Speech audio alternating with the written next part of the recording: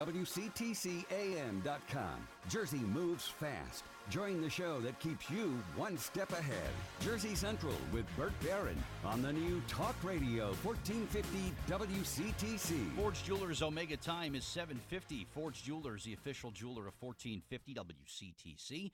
Let's do our contest right now and give away the Globetrotters tickets. I'm looking for caller number 14, 732-545-9282.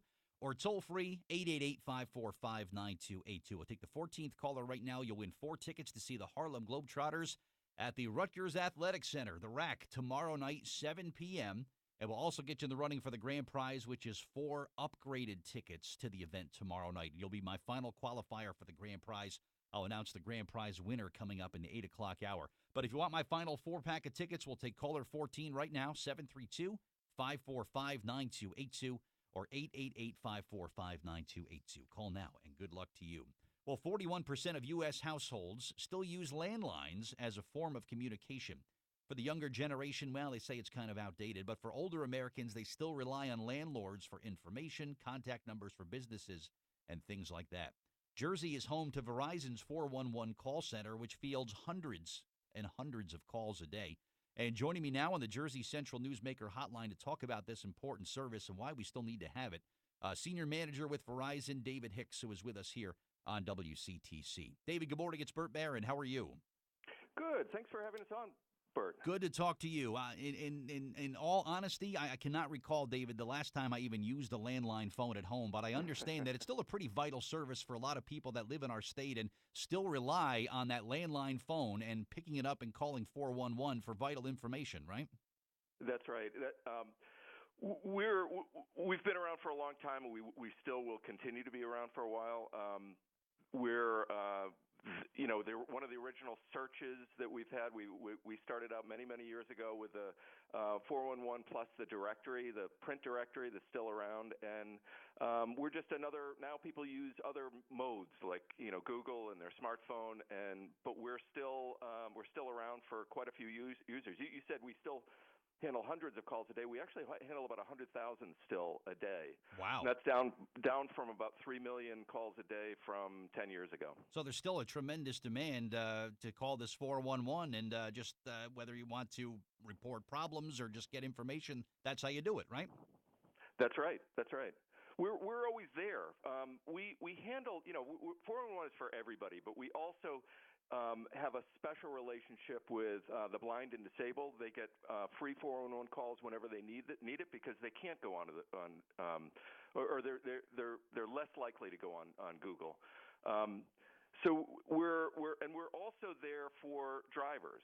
So if you're on certain wireless phones like Verizon Wireless, you can get a live operator or the automated system while you're driving, which is the only way that's safe. Because you can't use your smartphone while you're driving. Right. And do you see like an increase in calls, maybe major holidays, or maybe during the snowstorm that moved through Jersey yesterday? Was there a spike in calls to 411? Yeah, absolutely.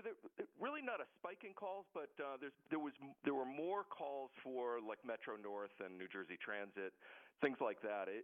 We'll see huge differences during like for instance Hurricane Sandy, or even because we're national, Hurricane Katrina, where there's a lot of people looking for FEMA, National Guard, police. And we have a lot of stories where our operators have had very intimate calls with people that are really in trouble, and we'll stay on the call with them and make sure that somebody comes to help. Now, even as if someone's in like almost like a life or death kind of emergency, you still steer them to 911, right? Or do you transfer the call? How does that work, Kim?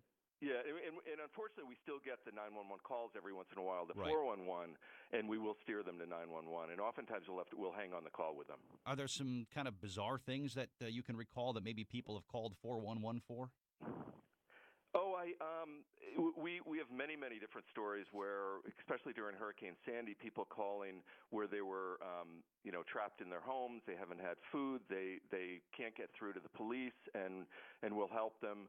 We have stories from Hurricane Katrina, just like that, and because we talk to hundreds of thousands of customers every week, it's we have our operators, I think, go home every night with quite a few stories like that. I'm sure they do. So even as the cell phone continues to grow in popularity, and maybe people are still getting away from their landlines, you still see this service will continue and will be there for people, right? That's right. That's right. I mean, we'll always continue to look at other ways to service people who are looking for information, but the having an operator answer the call is an integral part of 411. It's like a lifeline. You pick up a phone and you get to talk to somebody, right? That's right. That's right. Exactly. We again, emergencies 911, but if you need information, and including government services, police, fire, non-emergency, we're there to help. Excellent stuff. David Hicks, Senior Manager with Verizon. I guess if I want some more information on 411, I should just call 411, right? That's right. Right. All right, good. Thank you for your time this morning, David. It was great talking to you. Good information, all right? Thank you, Bert. All right. Glad to see you. All right, thanks a lot. All right, David Hicks, my guest here on the